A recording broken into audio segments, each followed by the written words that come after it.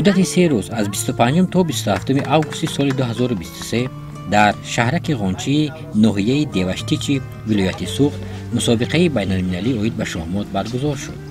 مسابقه عادتا میان نورسانی تا 18 ساله صورت گرفت. در این مسابقه 4 دسته یعنی دسته ها از فدراسیون روسیه، جمهوری ازبکستان، قزاقستان و جمهوری تاجیکستان اشتراک داشتند.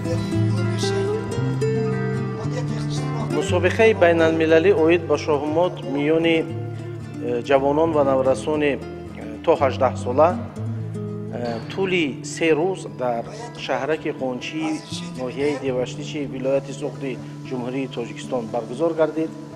این مسابقه باید قید کنیم که با تشبث کمیته کار با جوانان و ورزش نزد حکومت جمهوری تاجیکستان، فدراسیون شهمات جمهوری تاجیکستان، اکادمی بین المللی مهندسی و اکادمی مهندسی جمهوری تاجیکستان برگزار گردید و من باید قید کنم که تشبثکار اساسی این مسابقه استاد محترم ما اکادمیک منیم جان عبدالصمد بودند.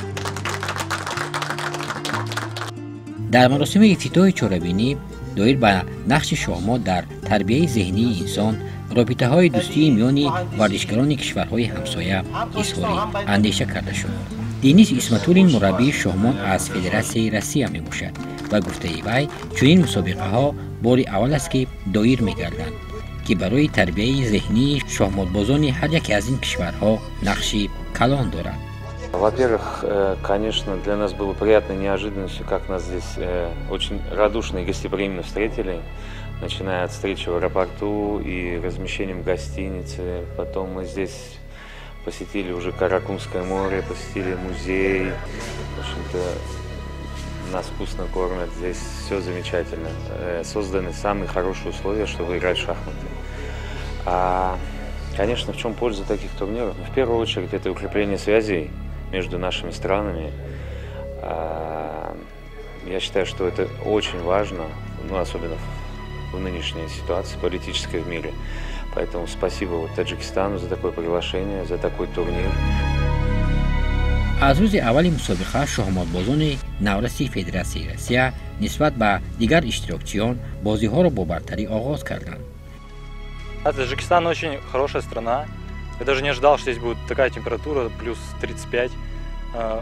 В России, в городе, в котором я живу, в Екатеринбурге, там температура сейчас в районе плюс 15, и меня это немного удивило. Наша команда одна из рейтинг-фаворитов в этом турнире. Ну и хотелось бы занять первое место. Такие соревнования, помимо товарищеских матчей, они в целом предназначаются даже для коммуникации между стран. То есть также можно после партии разобрать интересные моменты. در مسابقه شهماتبازان نورسی قزاقستان هم اشتراک داشتند. بگذار دولتوف مربی قزاق می باشد. در مسابقه های قبلی که در جمهوری تاجیکستان برگزار شد، شهماتبازان قزاق نتیجه های خوب را صاحب شده بودند. حالا هم با همین امید به تاجیکستان آمدند.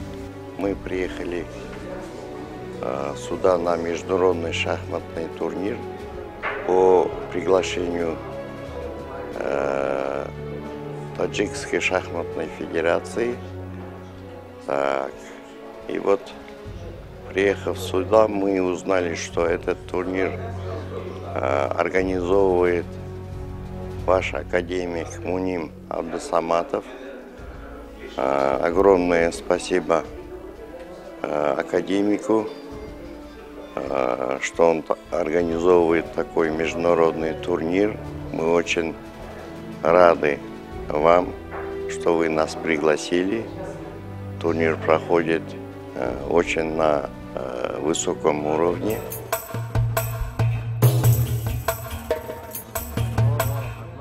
در روز دوم مسابقه مهمانان با تماشای شهرچه قونچی برآمده از آثارخانه یحیی میرفاضلوف که در گذشته از دوستداران بازی شهمات بود دیدن نمودند و مهمانان اکسپونات های آثارخانه که اشیاهای گوناگون تاریخی و فرهنگی گذشته و امروزه خلق تاجیک را در بر می‌گرفت خیلی پسند آمد.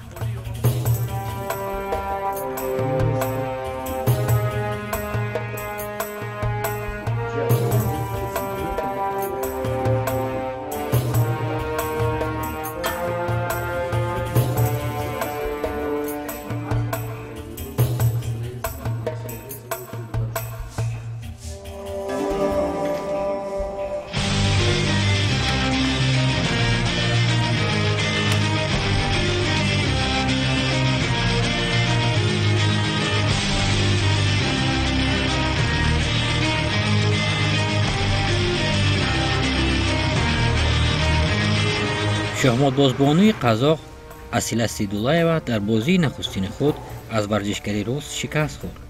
мегӯяд ки тайёрии хуб дидааст. умед дорад ки дар бозиҳои минбаъда пирӯз мегардад. Менің аты жөнім Сейдулла Асила, мен осы шахмат ойнап жүрмін және осы ман Асила Сайдуллаева ҳастам. ба Тоҷикистон барои иштирок кардан дар мусобиқаи байналмилалии шоҳмот омадем. мусобиқа хеле хуб ҷараён дорад. медадории худро ба мутасаддиёни чорабинӣ ва доварон мерасонем. үлкен дарежеде өтіп жатыр. маған ұнады. бори аввал аст ки ба Тоҷикистон омадем. табиати ин ҷо бароям писанд омад. ҳама ҷо тозаву озода ва зебо аст. таза әрі ауа райы да өте қолайлы.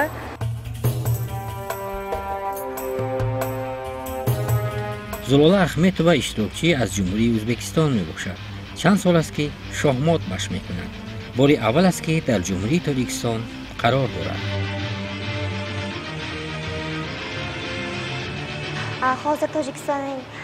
чанд рӯз аст ки дар шаҳри хуҷанд мусобиқаи байналмилалии шоҳмот ҷараён дорад. дар ин мусобиқа шоҳмотбозон аз Тоҷикистон, Россия ва Қазоқистону Ӯзбекистон иштирок доранд. пеш аз ҳама аз пазироии гарми мутасаддиён хеле шод ҳастем ва барои ин ба онҳо ташаккур мегӯем. мусобиқа ҳам хеле хуб ҷараён дорад.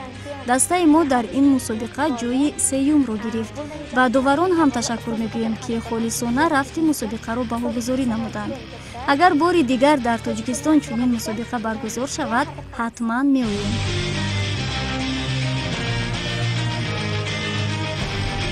ин бори аввал аст ки дар шаҳраки ношихончӣ мусобиқаи байналмилалӣ гузаронда шуда истодааст ва на танҳо дар шаҳраки хончӣ, балки дар ҷумҳурии Тоҷикистон ин бори аввал аст ки мусобиқаи байналмилалӣ миёни наврасону ҷавонон.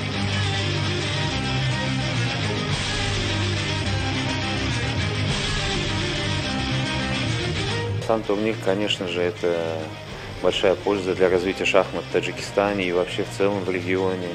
Мы сюда приехали, сыграли товарищеский турнир Кубок Ганджи, чтобы обменяться опытом, чтобы дети могли посоперничать, мы могли пообщаться с коллегами-тренерами из других стран. Конечно, я считаю, что это очень важно и правильно проводить такие турниры.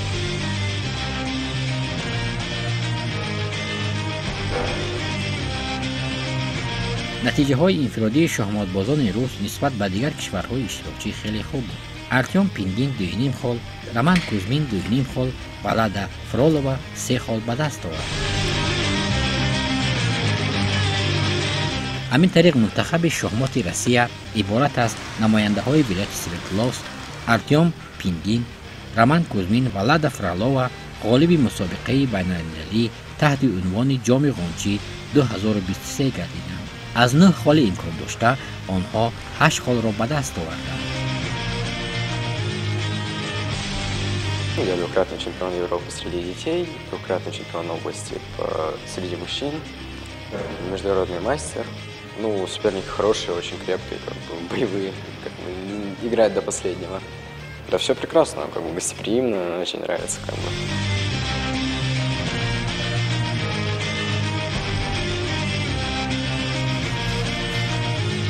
Мне понравилась, очень гостеприимная страна, турнир хороший, соперники хорошие, положительные эмоции остались. Соперницы хорошо играли, вдумчиво.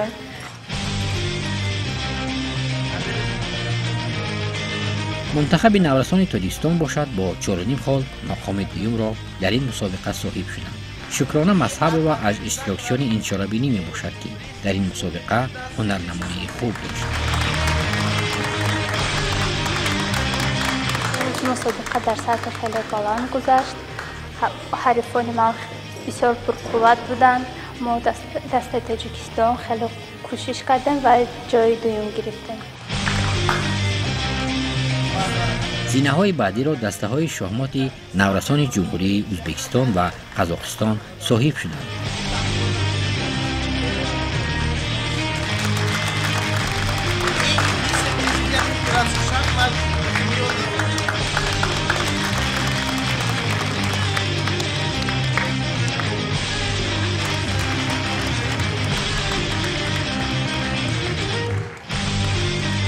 меҳмонони фахрӣ дар маросими пӯшидашавӣ латифзода рустам, вакили парлумони ҷумҳурии тоҷикистон, раиси кумита оид ба масъалаҳои аграрӣ, об ва захираҳои табиӣ парлумони ҷумҳурии тоҷикистон, лутфулло Саидмуродов, доктори илмҳои иқтисодӣ, аъзокорреспонденти Академияи илмҳои ҷумҳурии тоҷикистон ва ноиб консули консулгарии Федерации Россия дар шаҳри Хуҷанд Волф Сергей Владимирович буданд. Такие турниры дают, во-первых, дружественные связи наших республик с Российской Федерацией, Шахматной Федерацией Таджикистана, Казахстана и Узбекистана.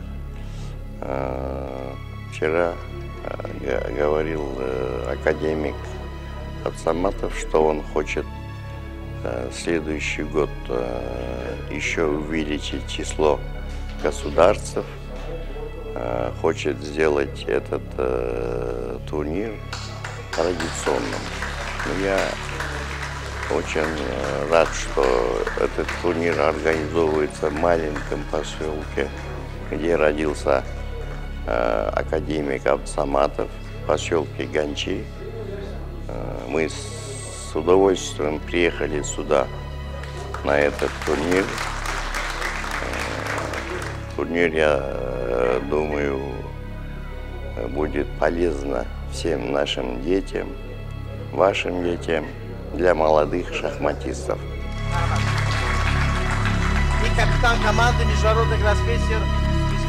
дар маросими ҷамъбаст барандагони мақомҳои сеюм, дуюм ва якум бо нишону ифтихорнома ва тӯҳфаҳои пулӣ қадрдонӣ шуданд. ҷоми мусобиқаро бошад шоҳматбозони навраси Федерасияи Россия соҳиб шуданд. Мы первое место заняли, да, я как бы одну ничью сделал, две выиграл. Хорошо, как бы достойно. Все хорошо.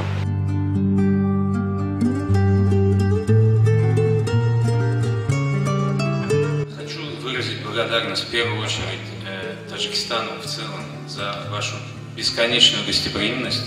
Здесь для участников и тренеров было создано самые лучшие условия, и мы могли показать свою лучшую игру. Поэтому спасибо вам, во-первых, за это большое. Спасибо большое за турнир, который вы здесь провели.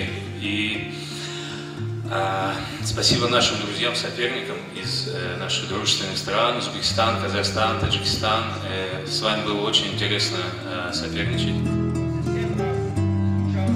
нахустин мусобиқаи байналмилалии ҷоми ғунчи 2023 бегоҳи 27 август ба анҷом расид.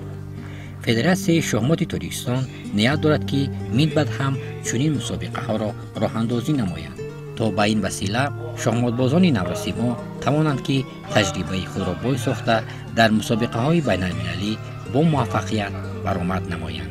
то ҳоло мо 3 мусобиқа байни калонсолон гузарондагӣ будем ва ин мусобиқа нишон дод ки шоҳмотбозони ҷавону умедбахши тоҷик агар имкониятҳое пайдо кунанд дар мусобиқаҳои байналмилалӣ иштирок кунанд, маҳорати худро баланд мекунанд ва натиҷаҳои назаррасро ба даст меоранд.